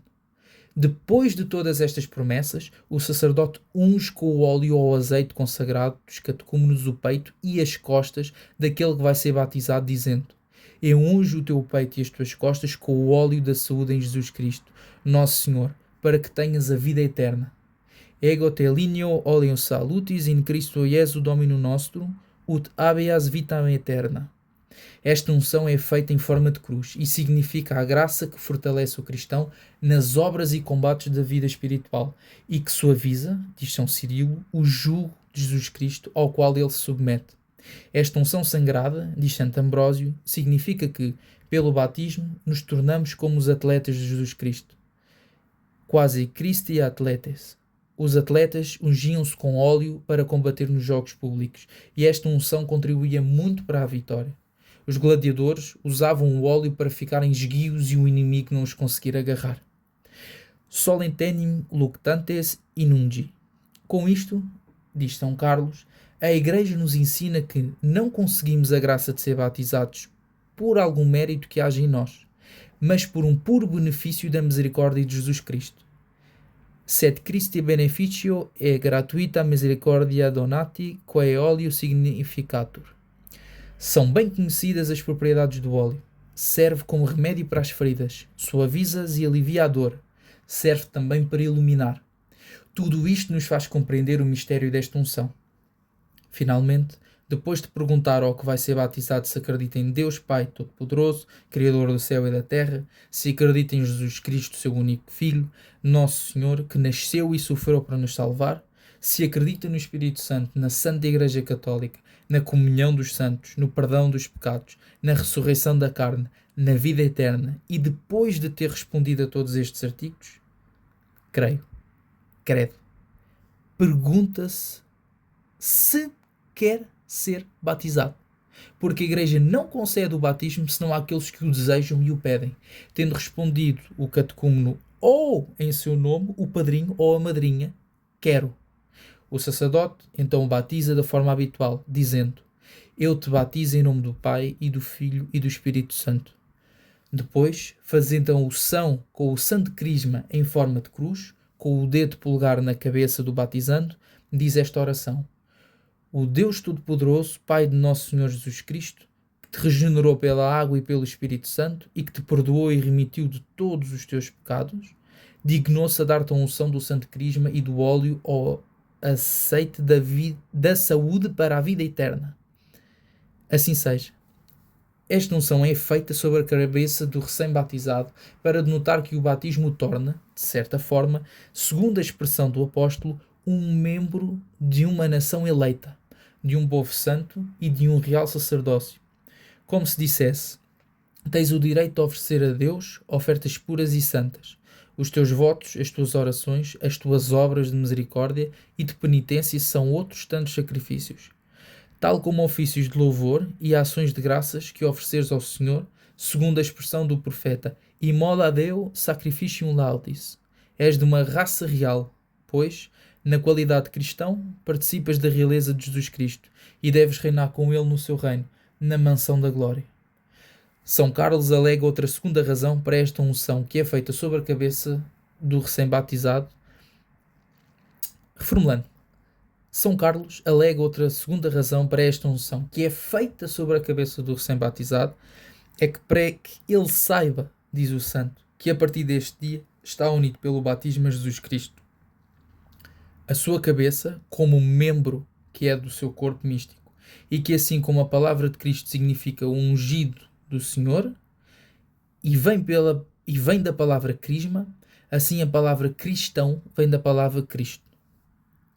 Reformulando aqui, São Carlos alega outra segunda razão para esta unção que é feita sobre a cabeça do recém-batizado, para que ele saiba, diz o santo, né, que a partir deste dia está unido pelo batismo a Jesus Cristo, que é a sua cabeça, como membro, ou seja, lá está, Cristo é a cabeça e ele está unido a Cristo como um membro que é do seu corpo místico. E que assim como a palavra de Cristo significa o ungido do Senhor e vem da palavra crisma, assim a palavra cristão vem da palavra Cristo. Ut intelligat se habeo die Christo capitit tamquam membro conjunctum esse ad que eius corpore incitium et ea re Christiano a Christo Christum vero a Chrismate appellare. A antiguidade destas unções manifesta-se por toda a tradição. Tudo o que a Igreja consagra particularmente a Deus, consagra com a unção dos óleos santos e do santo crisma. E assim os cristãos, que por estas unções ficam, como dizem os padres, consagrados inteiramente a Deus, são templos de Deus.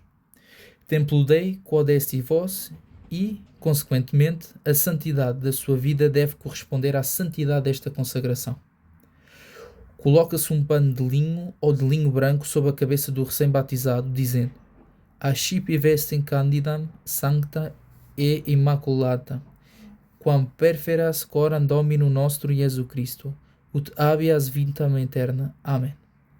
Recebe esta vestimenta branca, santa e imaculada, para que a leve diante de Nosso Senhor Jesus Cristo, a fim de que, conservando até à morte a inocência simbolizada nela, obtenha a vida eterna. Antigamente, vestiam-se os recém-batizados com vestes brancas, e o mesmo se faz hoje em dia quando o batizado é adulto, para significar a inocência que recebeu no batismo. E elas eram usadas por 7 dias para significar que um cristão deve conservar essa inocência toda a sua vida e nunca a perder pelo pecado. O linho, o pano branco que hoje é colocado sobre a cabeça da criança batizada, diz Santo Ambrósio, substitui e faz as vezes dessas vestes brancas. Reformulando aqui um bocadinho. Antigamente vestiam-se os recém-batizados com vestes brancas e o mesmo se faz hoje em dia quando o batizado é adulto, para significar a inocência que recebeu do batismo, e elas eram usadas por 7 dias para significar que um cristão deve conservar essa inocência toda a sua vida e nunca a perder pelo pecado. O linho, o pano branco que hoje é colocado sobre a cabeça da criança batizada, diz Santo Ambrósio, substitui e faz as vezes dessas vestes brancas. Finalmente, dá-se ao recém-batizado uma vela acesa, para lhe ensinar que, tendo recebido a luz da fé, deve ter o maior cuidado para que ela não se apague, e ele mesmo deve ser, por assim dizer, uma luz acesa e resplandecente pelo brilho das suas virtudes e pelo ardor da sua caridade. Eratis enim aliquando tenebre, dizia São Paulo aos fiéis de Éfaso: Nunc autem lux in Domino ut fili lucis ambulante. Em outro tempo erais as mesmas trevas, mas agora sois luz em Nosso Senhor. Andai como filhos da luz. Pode-se julgar, da antiguidade de todas as cerimónias que precedem, acompanham e seguem o batismo pela autoridade de Tertuliano, de São Basílio, de São Ambrósio, Santo Agostinho e de todos os padres da primeira idade da Igreja, que as referem todas e as alegam como um exemplo daquelas coisas que recebemos dos próprios apóstolos por tradição. E será desculpável a ignorância dos fiéis sobre alguns pontos tão interessantes que podem ser chamados os rudimentos da nossa religião? As pessoas verdadeiramente cristãs não deixam de celebrar todos os anos o aniversário do dia do seu batismo, renovando com muita devoção os votos e promessas que então fizeram. Como o Evangelho da Missa deste dia conta o segundo milagre da multiplicação dos 7 pães e de alguns peixinhos, semelhante em quase tudo ao primeiro da multiplicação dos 5 pães de cevada, de que se fala no Evangelho do 4º domingo da Quaresma, remetemos para aquele dia a explicação do Evangelho de hoje, para não tornar demasiado longa a história deste dia. Oração. Deus das virtudes, único autor de todo o bem verdadeiro, imprime nas nossas almas o amor do vosso nome. Fazei crescer em nós o zelo pela religião, para que, cultivando tu mesmo as sementes da virtude que colocaste em nós, as conserves, inspirando-nos um grande amor pela devoção, por nosso Senhor Jesus Cristo, pela Santíssima Trindade, que vive e reina por todos os séculos dos séculos. Epístola de São Paulo aos Romanos. Irmãos, todos nós que fomos batizados em Cristo Jesus, fomos batizados na sua morte, sepultados juntamente com ele pelo batismo na morte do pecado, para que, assim como Cristo ressuscitou de entre os mortos pela glória do Pai, assim também nós andemos em novidade de vida. Fomos, portanto, plantados à semelhança da sua morte, da mesma forma seremos à semelhança da sua ressurreição. Devendo saber que o nosso velho homem foi ao mesmo tempo crucificado para a destruição do corpo do pecado, a fim de que não lhe sirvamos mais, aquele que morreu para o pecado justificou-se dele. Então, se morremos com Cristo, cremos que juntos também viveremos com Cristo, sabendo que Cristo ressuscitou dos mortos, já não morre, nem a morte o dominará daqui em diante, pois o que morreu para o pecado está morto de uma vez por todas, e o que vive, vive em Deus. Assim, considerai que certamente morrestes para o pecado e viveis para Deus em nosso Senhor Jesus Cristo. Não morremos mais. Observação aqui é esta epístola. Aqui é este Evangelho. Por acaso é uma epístola. Observação aqui é... Observação à epístola. Não morremos mais. Quanto à morte pelo pecado, de uma vez, não morremos mais. Quanto à morte pelo pecado, de uma vez, porém, enquanto a viver, vivemos para Deus. Jesus Cristo é um modelo divino que todos devemos copiar. As cópias podem ser mais ou menos perfeitas, mas todas devem se assemelhar ao original. A salvação e a predestinação se baseiam e se fundamentam nessa semelhança. Quos predestinavit conforme flere imagine filii sui. Ele os predestinou para serem conformes à imagem de seu Filho. Isto é, para expressar em si mesmos a imagem de Jesus Cristo, pela sua paciência nas provações, pela perseverança na inocência e pela prática de todas as demais virtudes, das quais o Salvador foi seu modelo, para que Jesus Cristo, que é o Filho único por natureza, tenha muitos irmãos adotivos, aos quais comunica o direito de entrar na herança dos filhos. Portanto, dos traços mais marcantes, uma das características mais vivas deste modelo divino é que, tendo morrido uma única vez pelos nossos pecados, ele vive e viverá para sempre para Deus. Nós morremos para o pecado pelo batismo, que não se repete, e assim não devemos mais morrer pelo pecado. Ressuscitaremos para a vida da graça pela virtude deste sacramento, e assim nunca devemos perdê-la pela recaída no pecado. perda da inocência batismal apaga esta preciosa semelhança que devemos ter com o nosso modelo divino. Bom Jesus, que poucos retratos que hoje se assemelham a vós se encontram hoje entre os cristãos. Há muitas cópias, mas poucas que se assemelham a ti. O pecado apaga as principais características dessa semelhança. Porventura, há hoje muitas pessoas que conservam até a morte a inocência batismal? A nossa ressurreição está talvez isenta da morte, como a de Jesus Cristo? Christus resurgens ex mortuis jam non moritur. Hoje em dia, parece que o pecado prevalece, por assim dizer, e antecipa-se nas crianças ao uso da razão. Sem dúvida que os maus exemplos que lhes dão, os criados e os pais, são responsáveis por essa malícia tão precoce dos filhos. Em outros tempos, parecia haver uma idade privilegiada, mas hoje em dia pode-se dizer que o pecado é de todas as idades. Não se espera que a razão se desenvolva. As paixões a precedem e restabelecem rapidamente ao demónio todos os seus antigos direitos. Vejam aqui qual é o fruto da má educação e dos maus exemplos. Mas nesta corrupção geral dos costumes, neste triste naufrágio da primeira inocência, que remédio, que recurso? A penitência é o único recurso. Penitência não é tão raro hoje em dia para falar com Santo Ambrósio como a inocência batismal. Só a penitência pode reparar os traços que o pecado apagou. Mas de que idade é fruto? Em que idade nasce essa penitência? Morre-se à graça todos os dias e frequentemente muitas vezes ao dia por inúmeras recaídas. Remete-se à morte a ressurreição espiritual da alma. É isso que nos exorta o Santo Apóstolo quando diz: Mortuos peccato viventes Deo, que os mortos para o pecado vivamos sempre para Deus. Que mortos para o pecado vivamos sempre para Deus. Em quantas e quantas pessoas o velho homem destruído no batismo se encontra cheio de vida na hora da morte? Vive-se para Deus no mundo de hoje?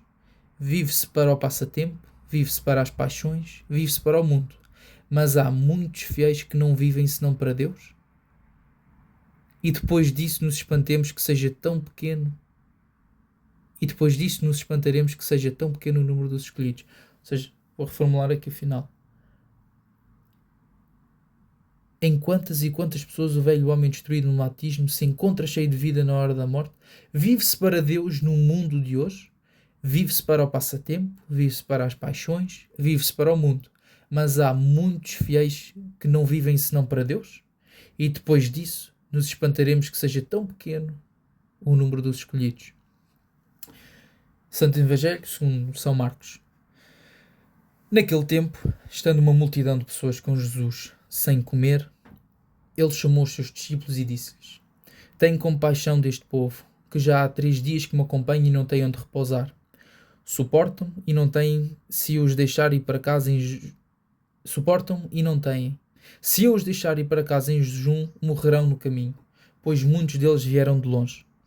De onde, responderam os seus discípulos, haverá alguém que possa saciá-los de pão aqui no deserto?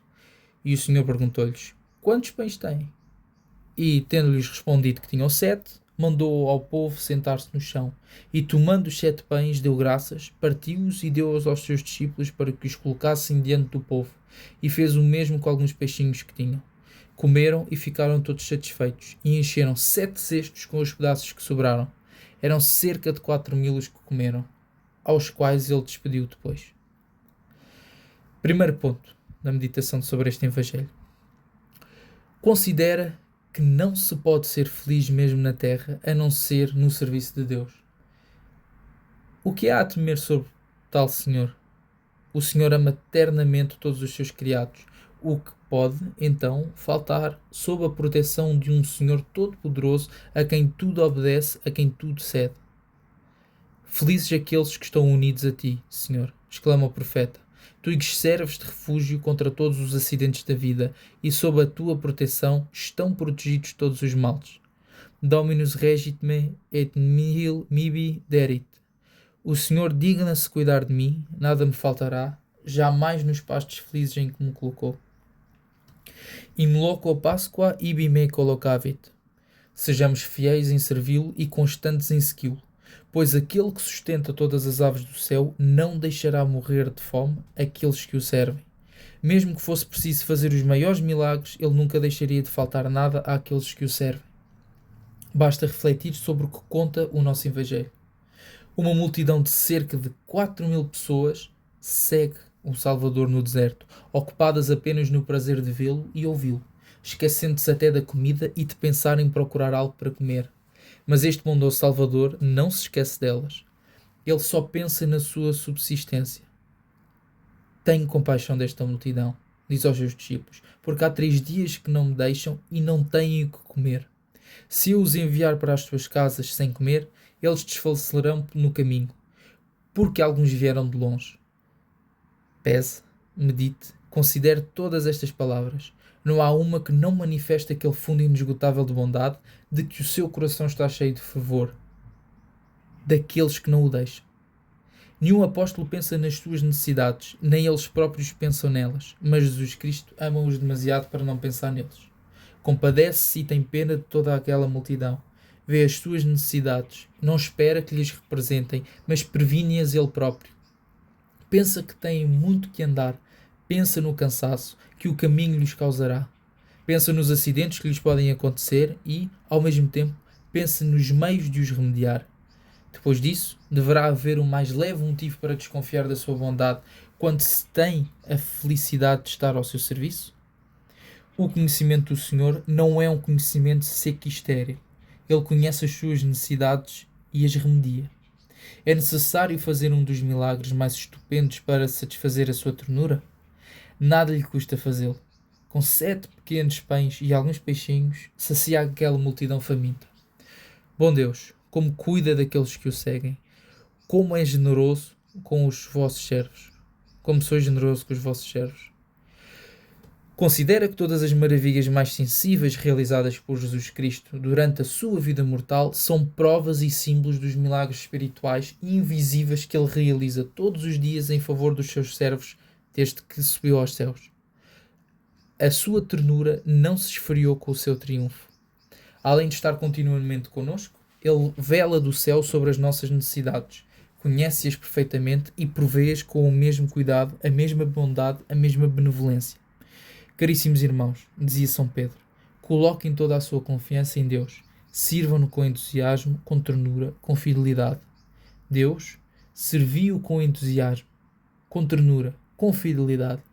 E não temais que ele se esqueça das vossas necessidades, nem vos deixe de carecer de nada do que vos é necessário. Descarregai sobre ele tudo o que vos pode inquietar.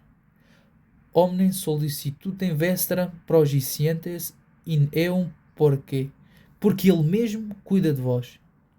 Quonia ipse cura est de vobis. Mas se o Senhor cuida de nós, se quer que confiemos nele, temeremos que lhe falte poder ou que não cumpra a sua palavra? Se não experimentamos esses doces efeitos de sua providência tão benéfica, culpemos-nos a nós mesmos. À nossa pouca fé, às nossas contínuas desconfianças, às nossas infidelidades, à nossa tibieza no serviço de Deus, ao nosso pouco fervor e oração, à nossa pouca confiança. Reformulando aqui, se não experimentamos esses doces efeitos da sua providência tão benéfica, culpemos-nos a nós mesmos, à nossa pouca fé, às nossas contínuas desconfianças, às nossas infidelidades, à nossa tibieza no serviço de Deus, ao nosso pouco fervor e devoção, à nossa pouca confiança. Nós damos pouco ao Senhor, recusamos-lhe quase tudo, embora Ele só nos peça coisas muito justas. E o pouco que lhe damos, damos-lhe de forma tão fácil e relutante que se pode dizer que só lhe damos por força e sem poder fazer outra coisa. Vem aqui o que enfraquece, o que apaga a nossa confiança. A multidão do nosso Evangelho corre atrás de Jesus Cristo. O desejo de ouvir e o prazer de segui-lo faz com que se esqueçam até das necessidades da vida. Longe de se queixarem e de murmurar, longe de desanimarem-se pelo longo caminho ou pela penúria e falta de todas as coisas no deserto, não pensam nem na fadiga nem na sua fraqueza, nem em voltar atrás. Por isso experimentaram tão cedo os doces efeitos da providência divina. Bela lição, mas repreensão muda e bastante eloquente para tantos cristãos que não seguem Jesus Cristo senão à distância. por pouco tempo, e queixando-se eternamente da pena e do trabalho que a sua imaginação exagera e que o seu pouco amor a Jesus Cristo torna demasiado duro. Sirvamos a Deus com fidelidade e sirvamo-lo com confiança. Sirvamos a Deus com confiança e o Senhor terá o bom cuidado de provir todas as nossas necessidades. Esta é, Senhor, a tripla graça que vos peço. Saber que vos ame sem divisão, que vos sirva sem tibieza, que vos siga sem interrupção. Espero, Senhor, que fareis o favor de cuidar da minha salvação. O Senhor digna-se de cuidar de mim, nada me faltará. Jamais. Nenhum dos que confiaram em Deus ficou confuso. Propósitos. Poderia Deus exigir de nós uma condição mais fácil e mais suave de nos encher dos seus bens do que a de colocar nele toda a nossa confiança? No entanto, quantas pessoas carecem de confiança? Não sejais vós uma delas. Decidi seguir a Jesus Cristo com a confiança e estejais convencidos de que nada vos faltará jamais, mas sigai-lo com o mesmo zelo, com o mesmo ardor e a mesma generosidade que a multidão do nosso evangelho, e a contai certamente com a sua proteção. Não te assustes com as pequenas dificuldades, nem com o longo caminho. O amor de Jesus Cristo sustenta facilmente e também dá forças. Entrega-te a Jesus Cristo sem reservas e Ele proverá de todas as suas necessidades. E Ele proverá todas as tuas necessidades. Um dos meios para que Jesus Cristo proveja todas as tuas necessidades, tanto espirituais como corporais, é que provejas as dos pobres. Seja generoso em dar esmolas, pois nada compromete tanto o Senhor a nos fazer grandes favores como a caridade. Visita os pobres nos hospitais e nas prisões e alivia-os na medida do possível. Procura ser humilde com todos os necessitados. Fique o máximo de tempo que puderes diante de Jesus Cristo sacramentado e participarás das suas liberalidades. E uma pequena observação aqui no final, as pessoas às vezes dizem, não, eu não lhe vou dar, não vou fazer caridade, porque ele vai usar aquilo para a droga. É assim, nós fazemos a nossa parte, nós demos, dá-lhe bom uso. Se a pessoa não der bom uso, é na consciência dela.